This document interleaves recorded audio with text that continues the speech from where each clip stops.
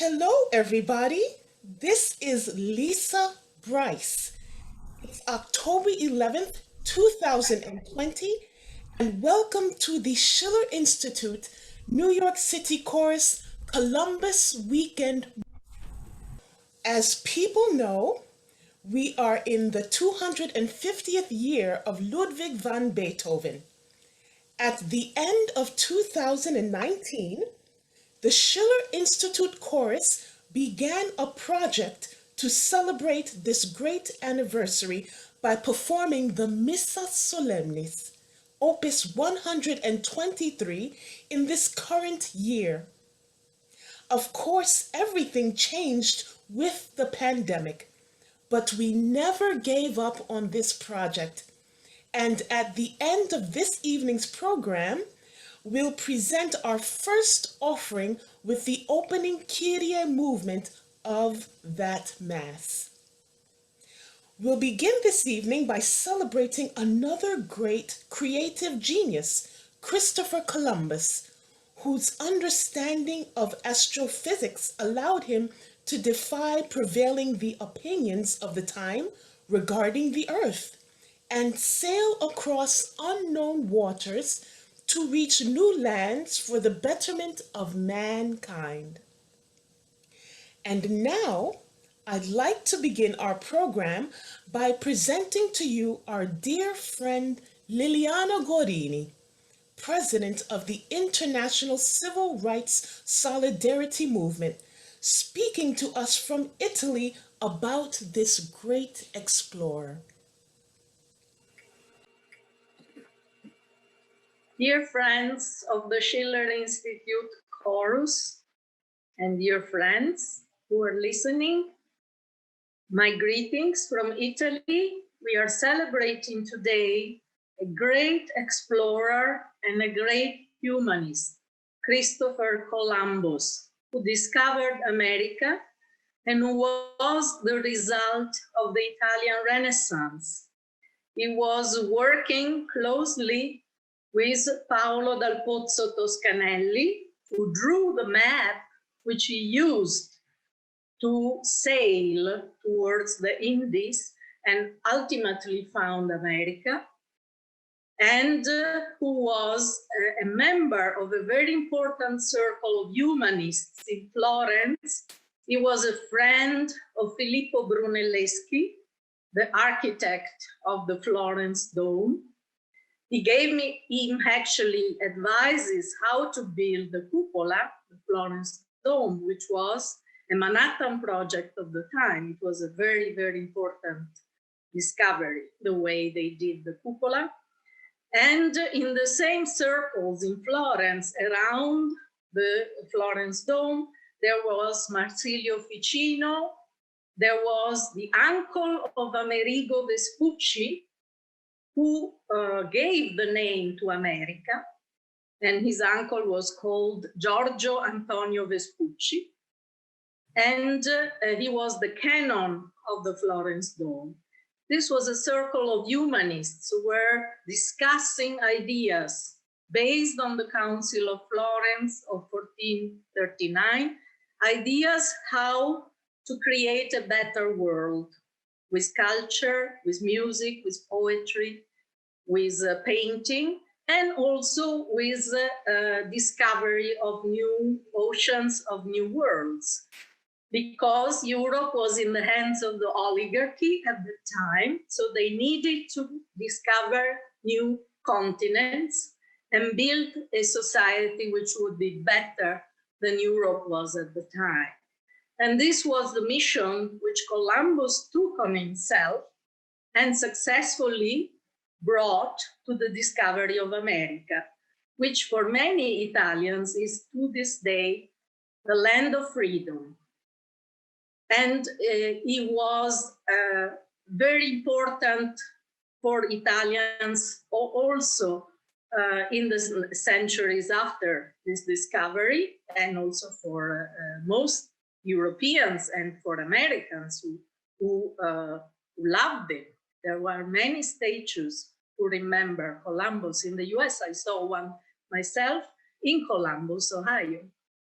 And as a matter of fact, this idea that Italy would be part of a grand project of finding new continents and conquering the oceans was embedded in a letter of Petrarca to the Doges of Venice and Genoa, in which Petrarca was saying, Italy, instead of having these fraternal fights between cities like Venice and Genoa fighting each other, should have a mission, which is that what we would call today the maritime Silk Road. It should, in the letter, he was saying, while the large range of ocean ecstatic invites you, you fight each other.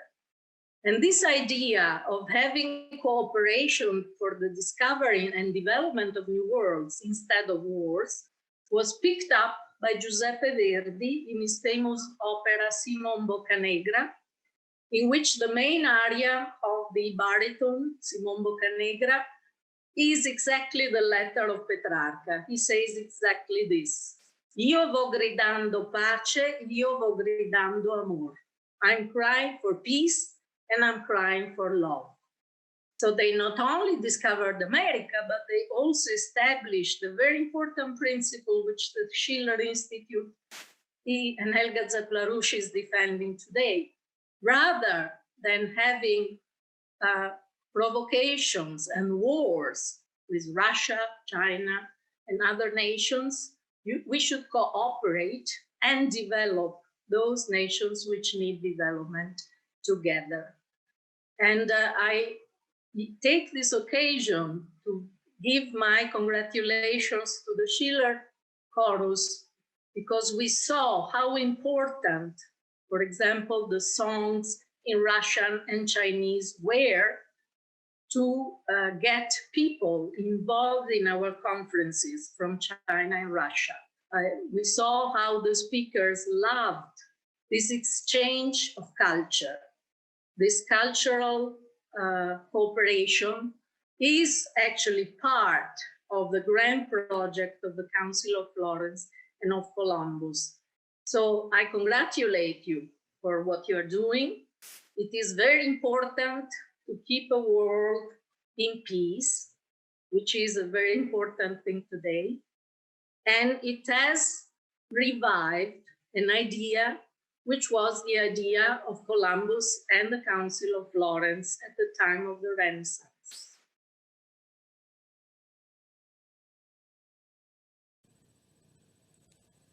Thank you, Liliana Gorini. Thank you. Margaret Scialdone will now recite Kolumbus by Friedrich Schiller.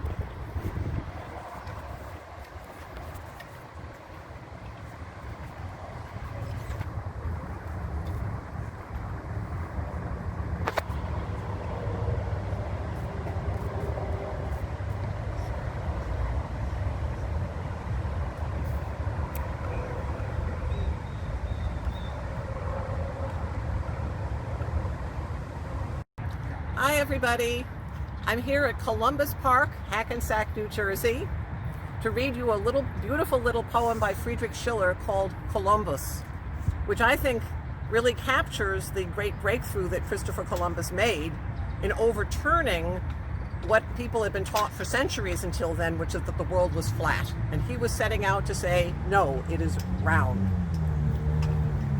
First I'll read it in German and then give you an English translation. Kolumbus. Steuere, mutiger Segler. Es mag der Witz dich verhöhnen und der Schiffe am Steuer senken die lässige Hand. Immer, immer nach West. Dort muss die Küste sich zeigen. Liegt sie doch deutlich und liegt schimmernd vor deinem Verstand. Traue dem leitenden Gott, und folge dem schweigenden Weltmeer. Wer sie noch nicht, sie stieg jetzt aus den Fluten empor. Mit dem Genius steht die Natur in ewigem Bund. Was der eine verspricht, leistet die andere gewiss. Columbus. Steer, brave sailor. Though the wag may mock, and the helmsman steer with a careless hand, ever, ever to the west, there must the coastline appear. It stands distinct and shimmering before your mind's eye. Trust in the pilot God, and follow the silent ocean. Where there's still no land, it rises up even now from the deep. With genius stands nature in eternal bond. What the one promises, the other accomplishes for sure. Hope to see you all soon. Thank you, Margaret Scialdone. Thank you. We will now have Mike Billington baritone and Margaret Greenspan piano performing two songs by Franz Schubert, Die Krahe and Flusse. Here is Mike Billington with a few words. Thank you. The last Musikabend we had happened to fall on my birthday, and my sister wished me a happy birthday, but told me I had to sing something. So we then subsequently recorded some of the songs from the Winterreise. It happens to be that this Musikabend falls on the birthday of my brother Joe. So I encourage you all to encourage him to prepare something for the next Musikabend. These songs are from the Winterreise, which are very special for Margaret and myself. We performed the entire 24-song cycle the night before I went to prison back in 1988 and have continued singing ever since. So it's a poem by Wilhelm Müller, the same person who wrote the Schöne Müllerin song cycle, which Schubert also set to music. And while many people think this is a sad, morose song cycle, it's quite the opposite. Müller often made fun of the wanderer, the person, the young man wandering off to find joy in nature and so forth. And in this case, the young man either left or was thrown out by the young lady who he may have married but didn't.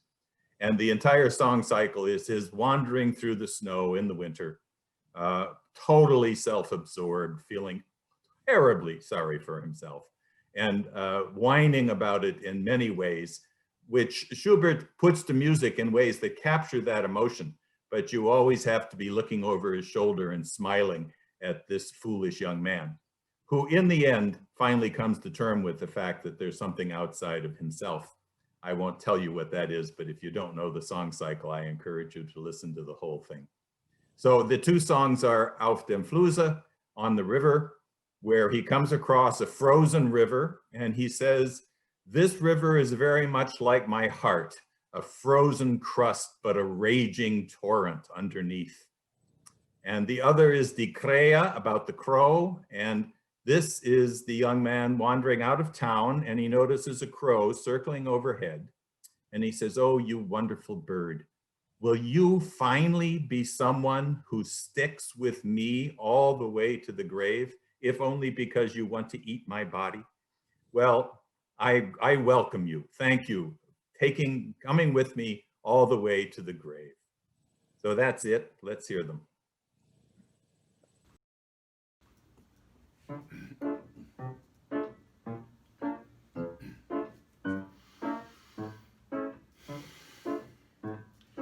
Der du so lustig raschest, du helle wilde Fluss, wie still bist du geworden, gibst keine scheite Gruß.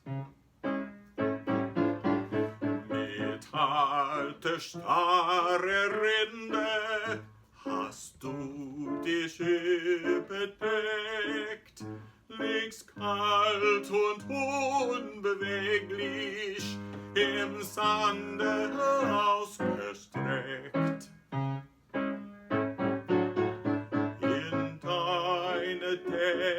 grab ich mit einem spitzen Stein den Namen meiner Liebsten und Stund und Tag hinein, den Tag des ersten Grusses, den Tag, an der mich ging, und nahm uns allen windet sich ein zerbrochener Ring.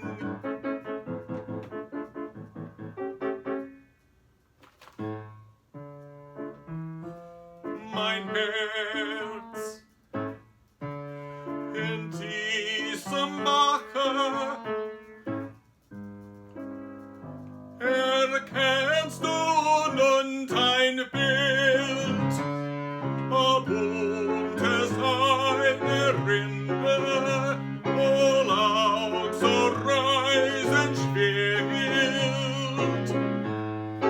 wohl auch so reisend schwillt, mein Herz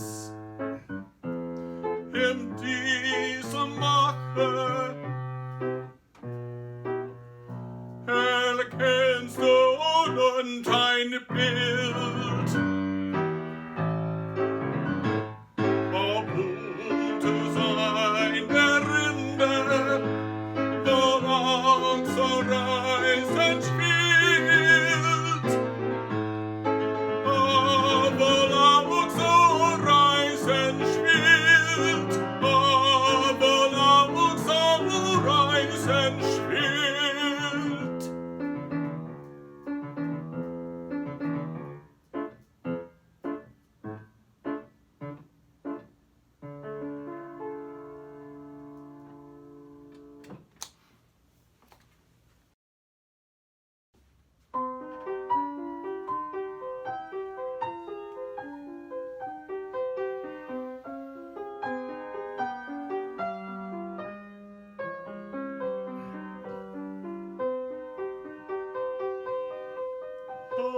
Eine Krähe war mit mir aus der Stadt gezogen, ist bis heute für und für mein Haupt geflogen.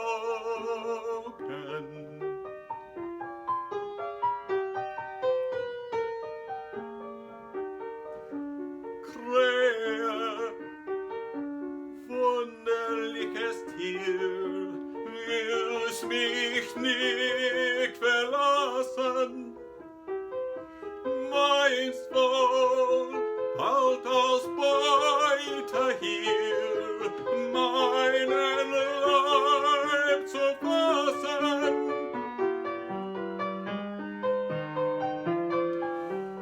Nun es wird nicht weit mehr gehen an dem Wanderstabe.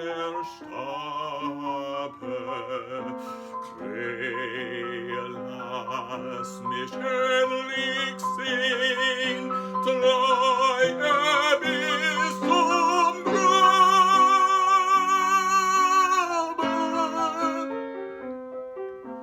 Krahe, lass mich herrlich sehen, treue bis zum Grabe.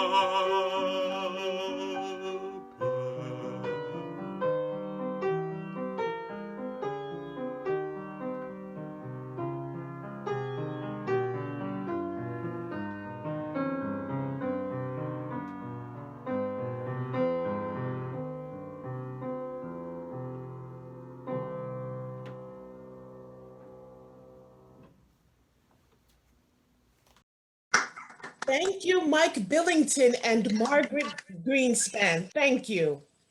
We will now have Rick Sanders recite Columbian Ode by Paul Laurence Dunbar and To Autumn by John Keats, 2 poems. I'm going to read you 2 poems The first, To Autumn by John Keats. The second, Columbian Ode by Paul Laurence Dunbar. Season of mists and mellow fruitfulness, close bosom friend of the maturing sun, conspiring with him how to load and bless with fruit the vines that round the thatch eaves run, to bend with apples the mossed cottage trees, and fill all fruit with ripeness to the core, to swell the gourd and plump the hazel shells with a sweet kernel, to set budding more and still more later flowers for the bees, until they think warm days will never cease, for summer has o'erbrimmed their clammy cells. Who hath not seen thee oft amid thy store? Sometimes whoever seeks abroad may find thee sitting careless on a granary floor, thy hair soft lifted by the winnowing wind, or on a half-reaped furrow sound asleep, drowsed with the fume of poppies, while thy hook spares the next swath and all its twined flowers. And sometimes, like a gleaner, thou dost keep steady thy laden head across a brook, or by a cider press with patient look thou watchest the last oozings hours by hours. Where are the songs of spring? Aye, where are they?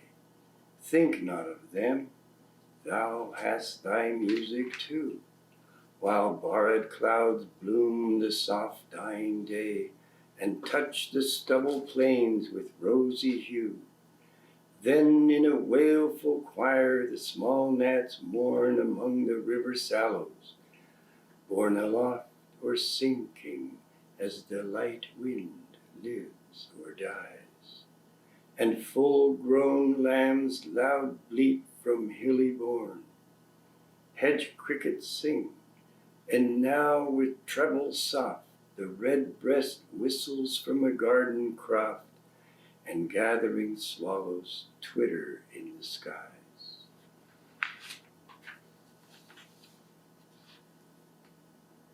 "400 years ago, a tangled waste lay sleeping on the West Atlantic side.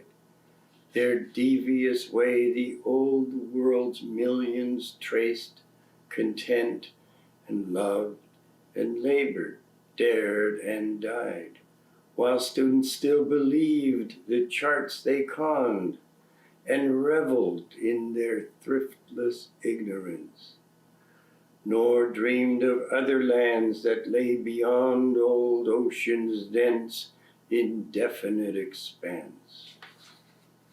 But deep within her heart, old nature knew that she had once arrayed, at earth's behest, another offspring, fine and fair to view, the chosen suckling of the mother's breast. The child was wrapped in vestments soft and fine, each fold a work of nature's matchless art. The mother looked on it with love divine, and strained the loved one closely to her heart. And there it lay, and with the warmth grew strong and hearty, by the salt sea breezes fanned, till time with mellowing touches passed along, and changed the infant to a mighty land.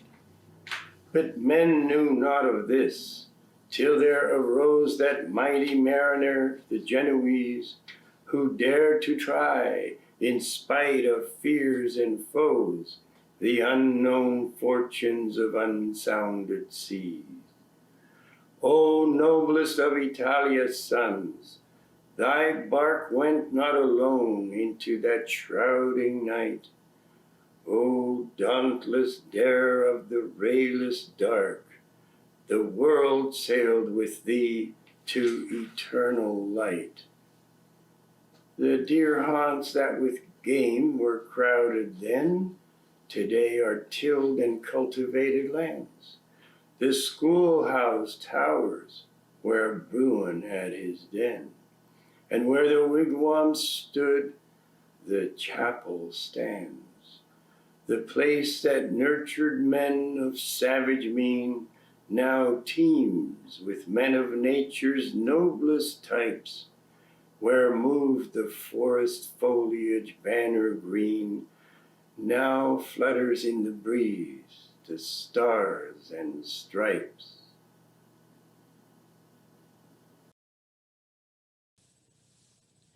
Thank you, Rick Sanders. Thank you. We will now have Nancy Guice alto performing a solo with Margaret Greenspan on the piano. This is Poems Unwritten by her brother Fred Haight, set to a poem by Dan Leach. We will now have a few words from Nancy Guice. Thank you, Lisa. I was just going to say what you said, so that's fine. We can go ahead. Just Margaret and I pre-recorded this because the piece has a lot of give and take in the tempo, and it was much easier to do it when we were together. So I think it's a beautiful piece. My brother Fred is watching the event today, and I'm sure if anyone has any questions for the composer, he would welcome an email. And Dan Leach hopefully is here too. I don't know. Thank you, Nancy.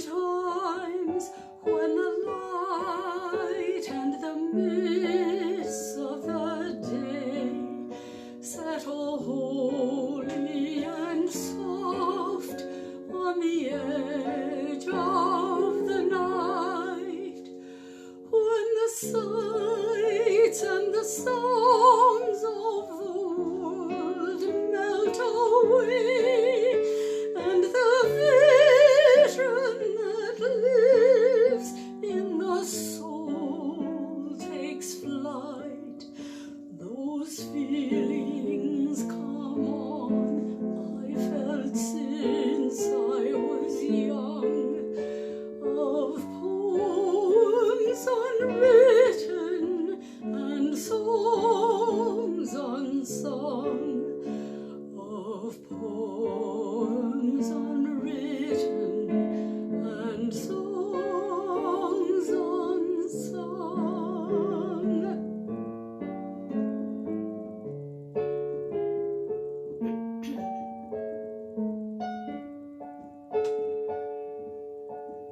Like a shadow that flits across the moonbeams, thrills our souls all the more for its dark mystery.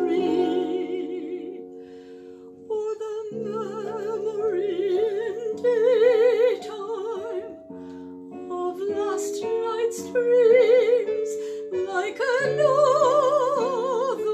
world under the surface we see, like the thought that lives on the tip of the tongue, or those poems unwritten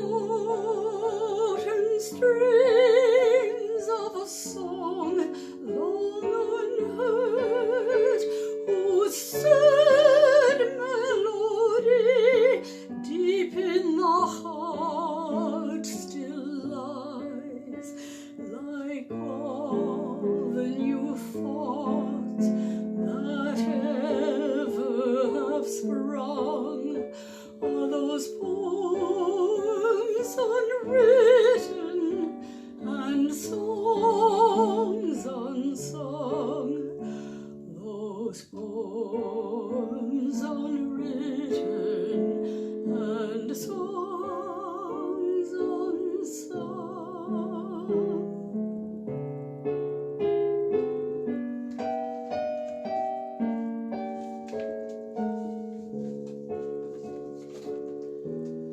It's there in the child as he sees the sublime, in the greatness and beauty of life unfurled. It lives in the instant, but outside of time, and comforts the old who must soon leave this world. It sleeps in our souls, though the lyre be unstrung, those poems unwritten and songs unsung. Those poems unwritten and songs unsung.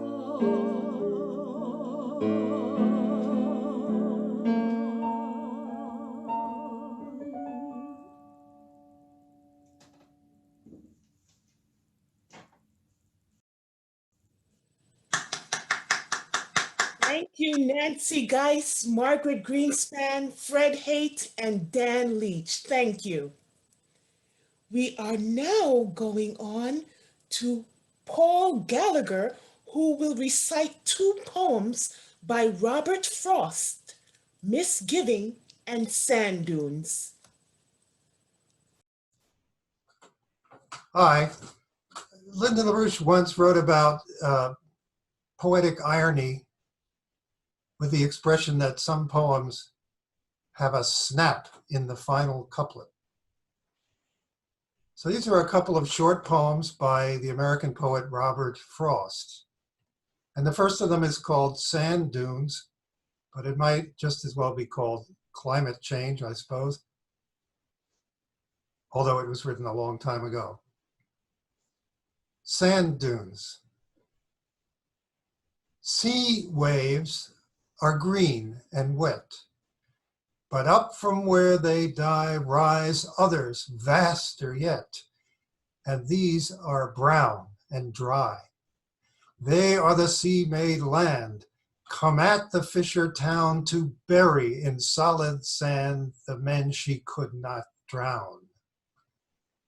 The sea may know cove and cape, but she does not know mankind if by any change of shape she hopes to cut off mind.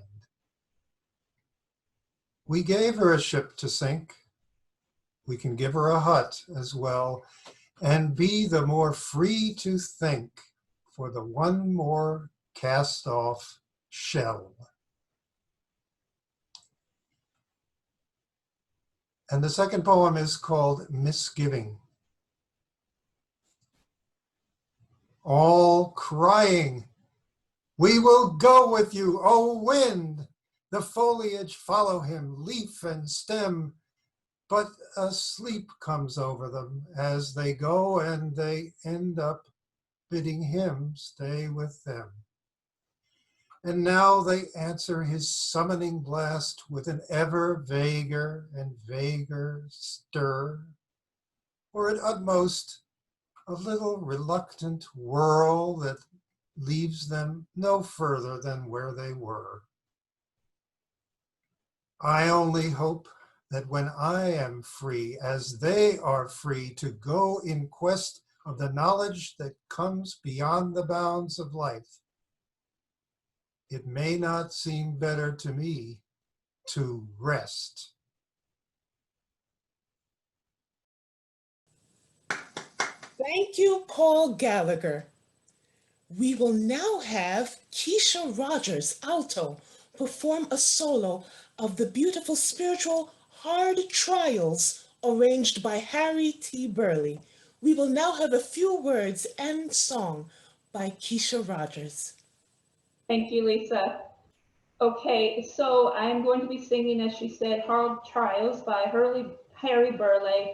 And I just want to say that Harry Burley was a great composer of the African American spirituals. And in honor of celebration of Christopher Columbus, it was Harry Burley who first gave the spirituals to Antoine Dvorak.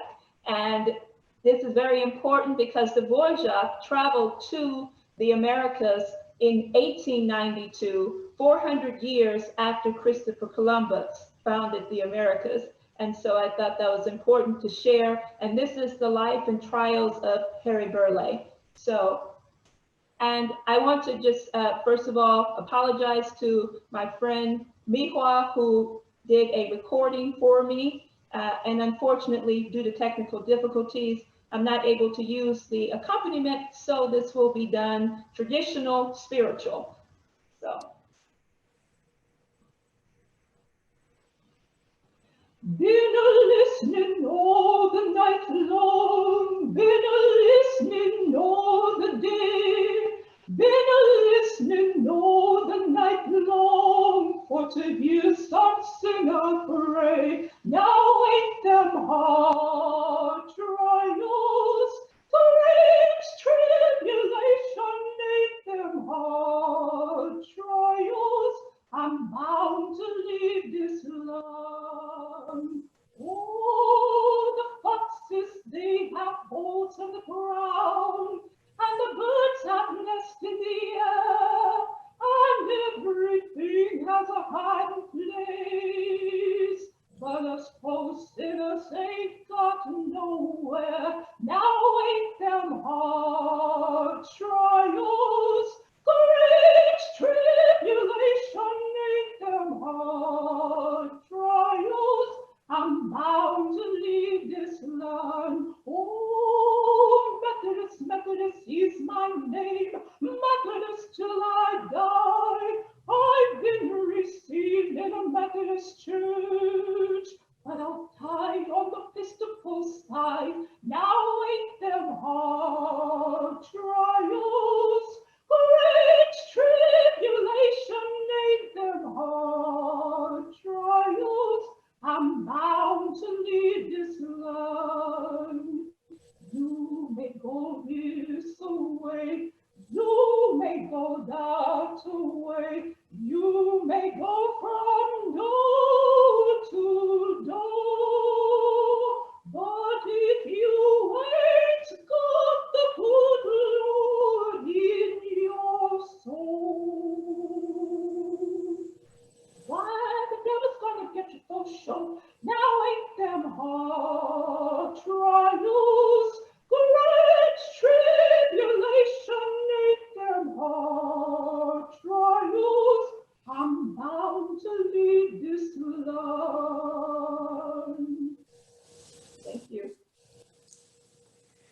Thank you, Kesha Rogers. Thank you. We will now have Michelle Erin soprano and My-Hoa Steger on piano performing Mein gläubiges Herz by Johann Sebastian Bach. We will have a few words by Michelle Erin.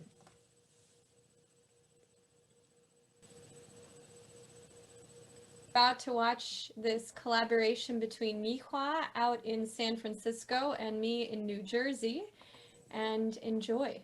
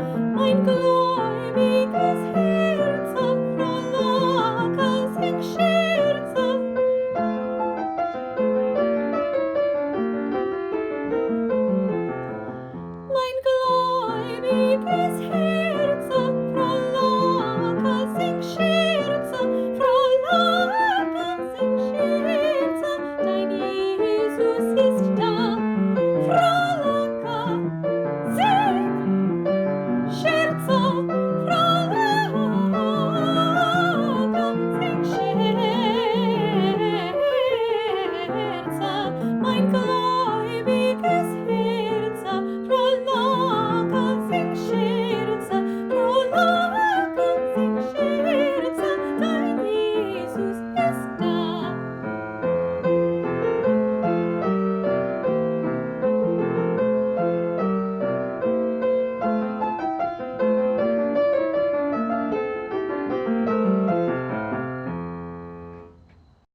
Thank you, Michelle, Erin, and My-Hoa Steger. Thank you. We will now have Victor Garcia, tenor, perform Panis Angelicus by César Franck.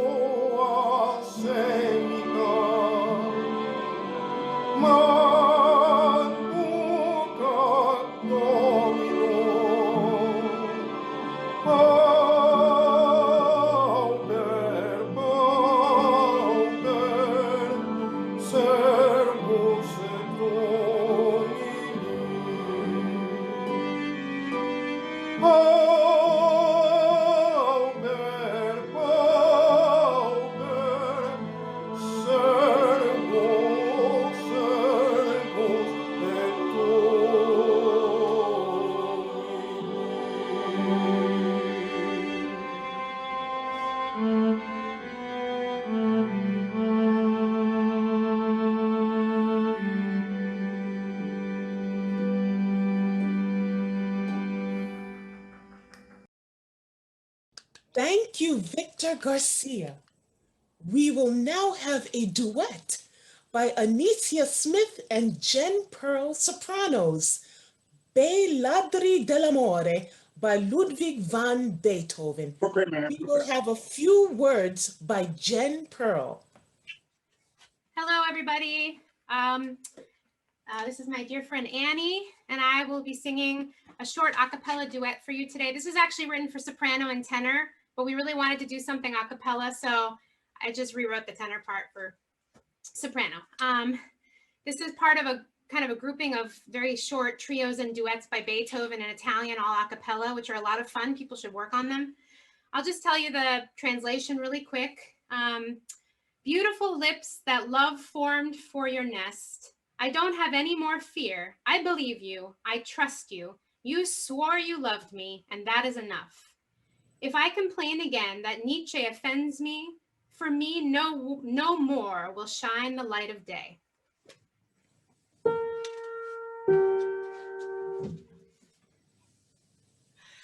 Bella brighi amore, formove suo nido, non ho più timore, vi credo, mi fido, giuro senza amarmi, mi basta così, mi basta così. Se torno lagnami che Nietzsche m'offenda, per me più non splenda la luce del dì, la luce del dì. Bella brighi amore, formove il suo nido, non ho più timore, vi credo, mi fido, giura senza amarmi, mi basta così, mi basta così.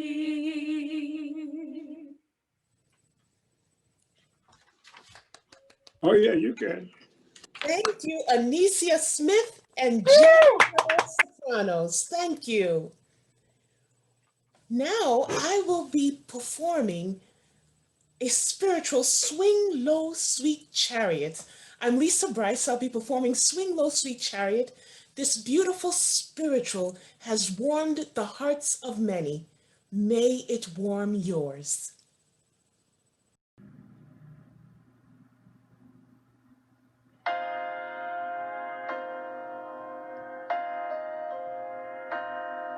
Swing low, sweet chariot,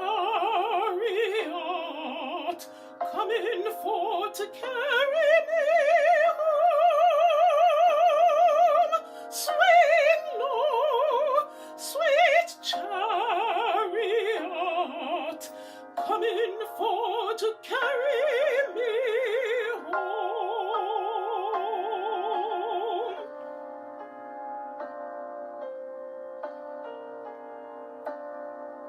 Swing low, sweet chariot, coming for to carry me home. Coming for to carry me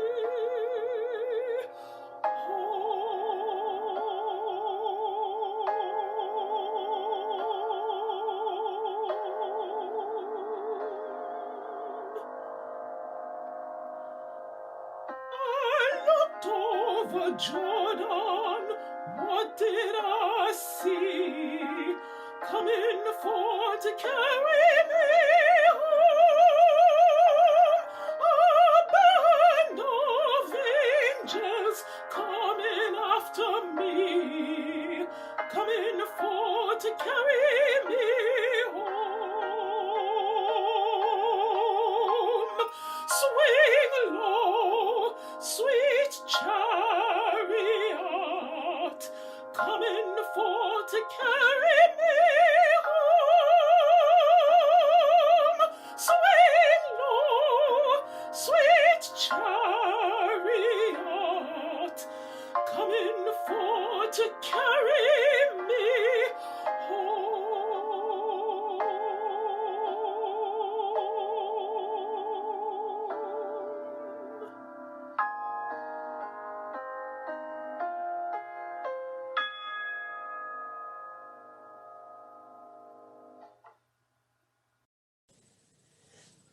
Thank you. That spiritual was arranged by Harry T. Burley. We will now have Dorcille Duckins, bass baritone, performing the spiritual Hold On by Hall Johnson.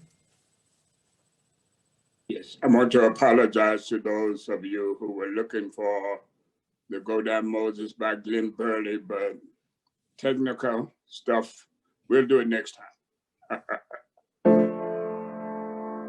No, no, let me come in. The doors fasten and the windows in. Keep your hand on the plow and hold on. No, said you done lost your track. You came prostrate and keep a looking back.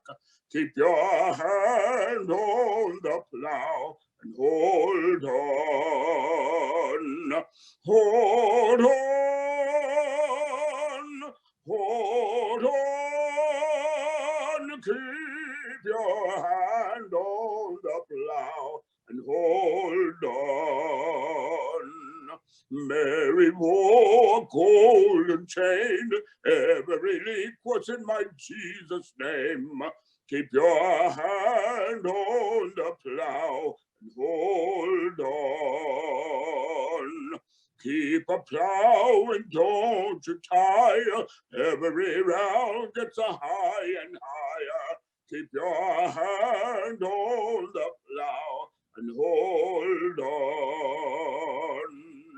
Hold on. Hold on. Keep your hand on the plow and hold on. If you want to get to heaven, let me show you how. Keep your hand on the gospel plow. Keep your hand on the plow and hold on. 'Cause if that plow stays in your hand, land you straight in the promised land. Keep your hand on the plow and hold on. Hold on. Hold on. Keep your hand on the plow and hold on. Hold on. Hold on. Keep your hand on the plow and hold on. Thank you, Dorcille Duckins. Thank you. We will now have Susan Bowen reading Reflection from 1846, Beethoven Festschrift by Wilhelmina Schröder de Vriend.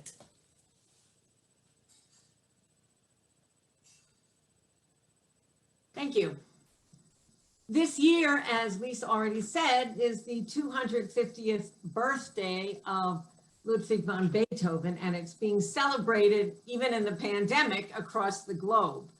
In 1845, which was 75 years after Beethoven's birth, there were concerts, events, and celebrations held all over Europe to celebrate and honor this creative genius.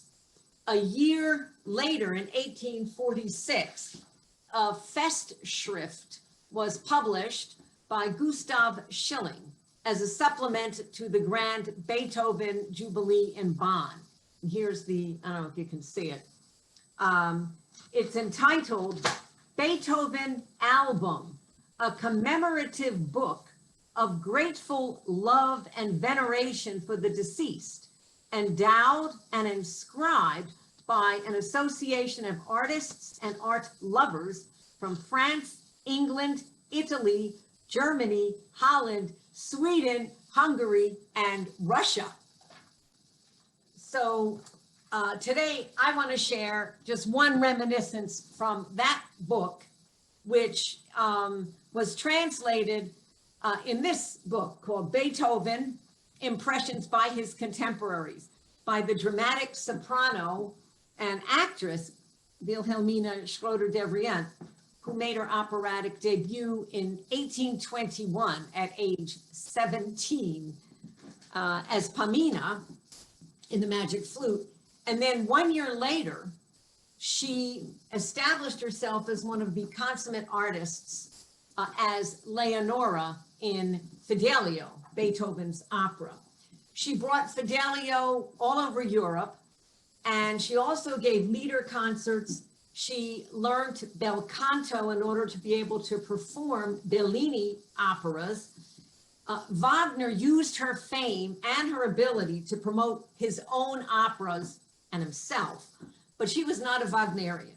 She was singing oratorio with Felix Mendelssohn, knew Fanny Mendelssohn, and she was a lifelong friend of Robert and Clara Schumann. And Robert Schumann dedicated his Opus 48, the Dichterliebe, to her. So this is from 1822, although she makes a mistake and says 1823 in the first sentence. But here is from what she wrote, translation. She says, "It was in the year 1823 when, for the birthday of the defunct Emperor Francis I, Beethoven's Fidelio, which had been lying dormant for several years, was put into rehearsal again at the Vienna Kernertor Theater. My children's shoes, no more than discarded, I already had made my first timid attempts as a budding singer, and probably owing more to the lack of some other more fitting impersonatrix than because of any conviction that I was already capable of singing the role of Leonora, that difficult part was entrusted to me. With youthful unconcern and far removed from realizing the magnitude of my task, I undertook the study of the role to which, at a later period, I was principally indebted for the fact that my name was mentioned abroad among the names of other German artists with special recognition. Under the guidance of my intelligent mother, many a trait of Leonora's character became clear to me. At the same time, I was still too young, too little developed inwardly completely to conceive what was taking place in Leonora's soul, those emotions for which Beethoven had found his immortal harmonies. At the rehearsals, directed by the then conductor Umlauf, the inadequacies of my undeveloped child voice were soon recognized, and many alterations were made in my part so that it would not suffer too greatly in effect. The last rehearsals already had been announced when, before the dress rehearsal, I learned that Beethoven had requested the honor of conducting his work himself on the ceremonial day. At this news, I was seized with a nameless dread, and I still recall my illimitable awkwardness at the last rehearsal, which had driven my poor mother and the assisting artists who surrounded me to despair. But Beethoven sat in the orchestra and waved his baton above the heads of us all.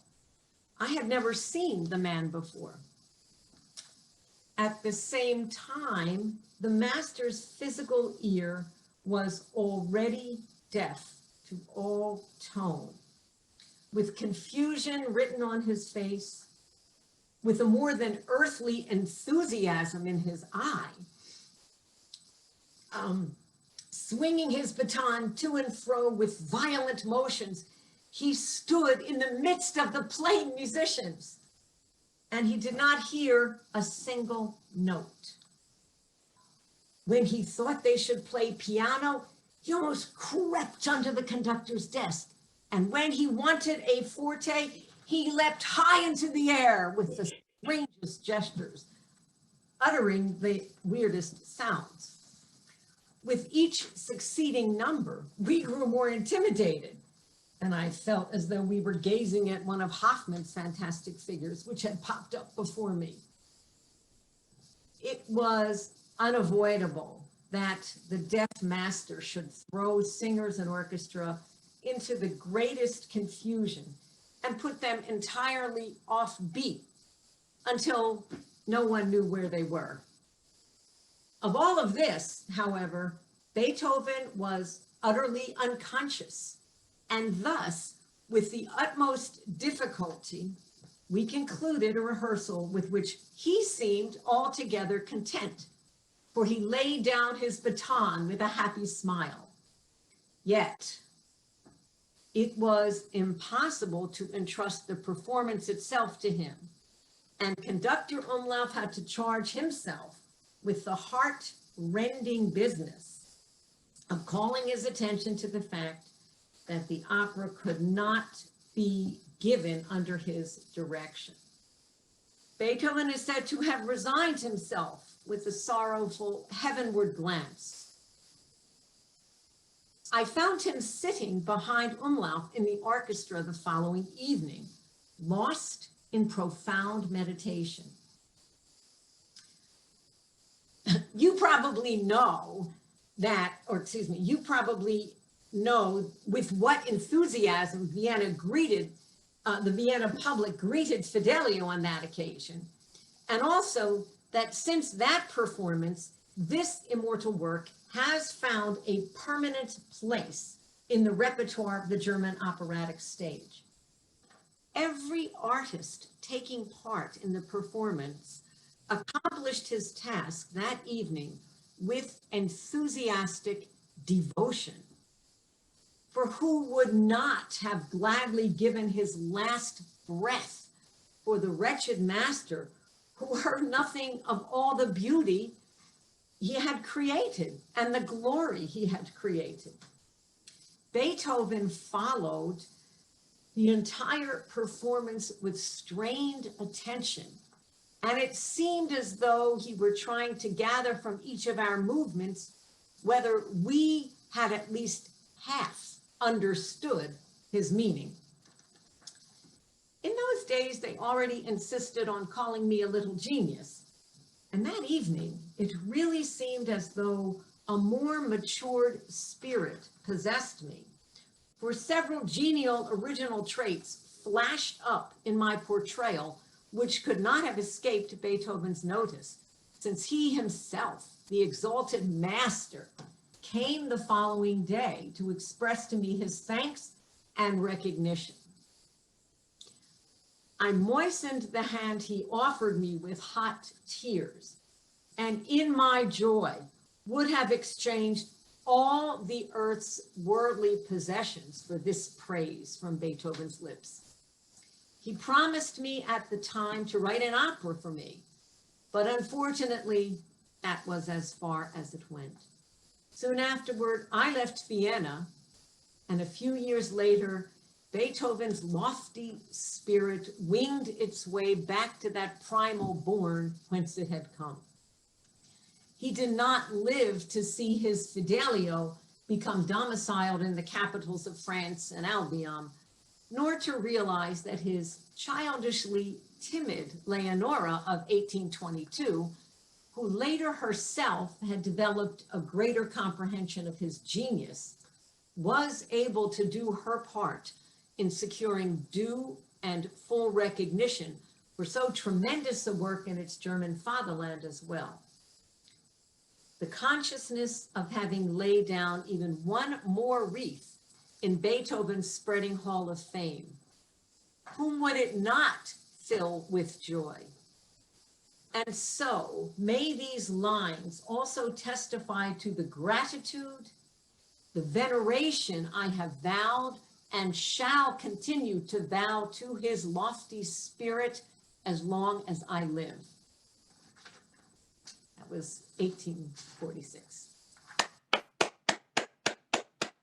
Thank you, Susan Bowen. Thank you. We have reached the final item for the Musikabend. So now, before we hear the Kyrie, I'd like to make a few announcements. Next month, on November 21st, the Schiller Institute will host an international conference at which our chorus hopes to offer the second movement of the Missa Solemnis, the Gloria. The Schiller Institute Chorus will also be hosting an event in the third week of December to round out this tumultuous and eventful year. So stay tuned to our website for updates on these events. We'd also like to encourage people to continue to join our chorus. In fact, it is now possible for anyone to join the chorus, no matter where you are, because of the new online technologies we've incorporated into our rehearsals and performances. So please join us. Finally, if you'd like to support us financially, we are a 501c3 nonprofit organization, and donations are tax deductible. Now we have the Schiller Institute Chorus performing the Kyrie from Missa Solemnis by Ludwig van Beethoven.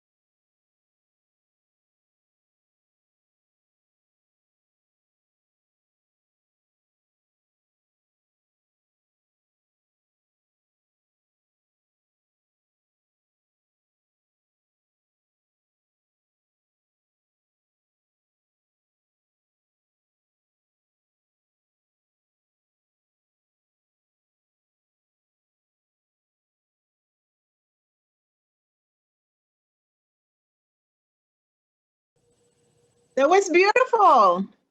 Bravo! Bravo, everybody. Bravo, bravi. The soloists were Michelle Erin soprano, Nancy Guice alto, our conductor John Segerson tenor, and bass Frank Mathis. Thank you, Schiller Institute Chorus. So, Thank you. that concludes Schiller. our Bravissimo. Yes. So that concludes our program for today. Thank you all for joining us and hope to see you again soon. Thank you.